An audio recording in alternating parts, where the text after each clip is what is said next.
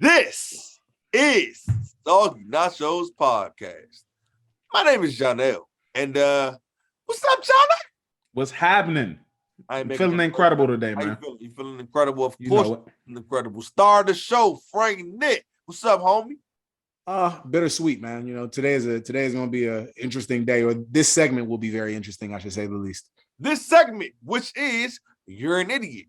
Pretty self-explanatory. Everybody loves it. We're going to get right into it. And this segment belongs to the star of our show. So the floor is yours, Frank Nick. Greenbay Packers come down to the stage. So, how do we even start this? Let's take this back to because you're an idiot, Green Bay Packers. I don't know if I said it, but you are an idiot. The whole organization.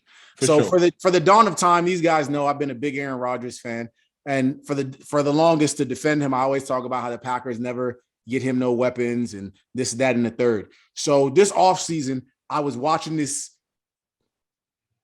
I don't even know what to call it. You know, this saga unfold with Aaron Rodgers, whether he was going to stay or go. And I'm like, okay. And I'm watching the Devontae thing. I'm like, okay. So then they let Devontae leave. You know, they trade Devontae, you know what I'm saying? Then re-sign Aaron Rodgers because Aaron Rodgers didn't tell nobody, you know what I'm saying, or didn't make a decision on whether he was coming back and then decides to stay. And then the Green Bay Packers in 2022 somehow think two running backs can be the focal point of your offense. In today's NFL, no, they drafted receivers in rounds and 2 and 4. Where'd they draft Scott Moore? In second round.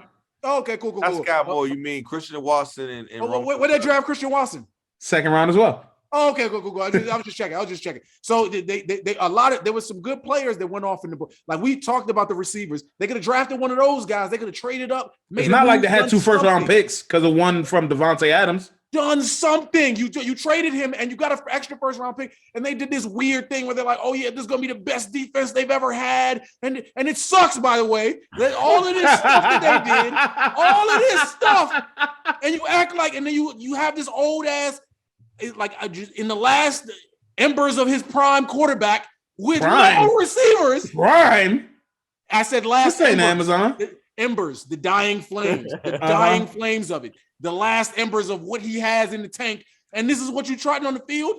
And you thought it was going to be a thing? Sauce Gardner went out there like, this he week. Hold on, before you continue, before you go any further, why they get the idiot week 6 for that?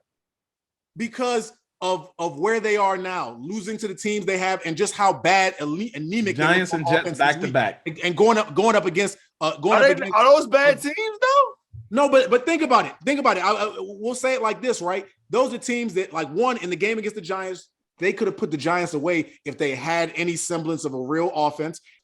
They didn't have anybody good enough to shake. Like, part of why you need weapons is when you play against elite cornerbacks, which good teams understand are a premium and a big thing. 100%. When you go up against them, you get stifled. Look at what happened to them. And then not only that, your special teams is atrocious. I've never seen. I don't know what's going on there. Blocks. He needs to be fired.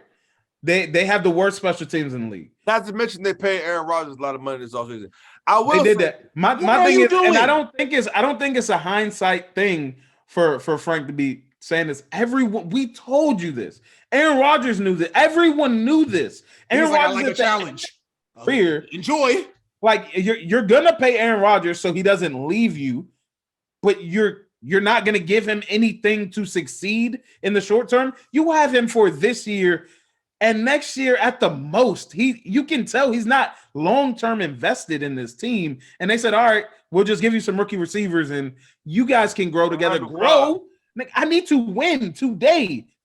Not addressing that at all, that's disgusting. I mean, and they really thought they was going to, like Frank said, they were going to run out there with these 2 running backs and do all types of weird plays with them. I mean, they doing that. What I'll say is this. I didn't know why you might decide to give them this week, but they were always on the, it was always. But this week was the tipping point when you watched them and you saw them struggle. It was the tipping point because it's like a game like this against the Jets at home. Regardless of the Jets' resurgence, you should win. They lost that game because of bad special teams and because they can't score points. They don't have any receivers to challenge the cornerbacks on the other side. We know what you want to do, and we can stop it. It's not even that we can't stop it. You don't have anybody good enough to beat us.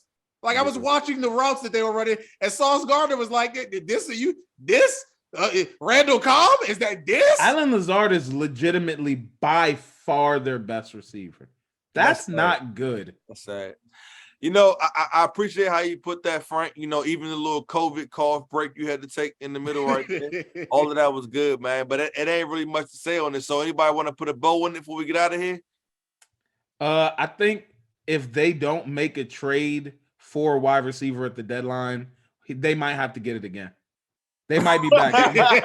They might have to be repeat. I like that. I respect it.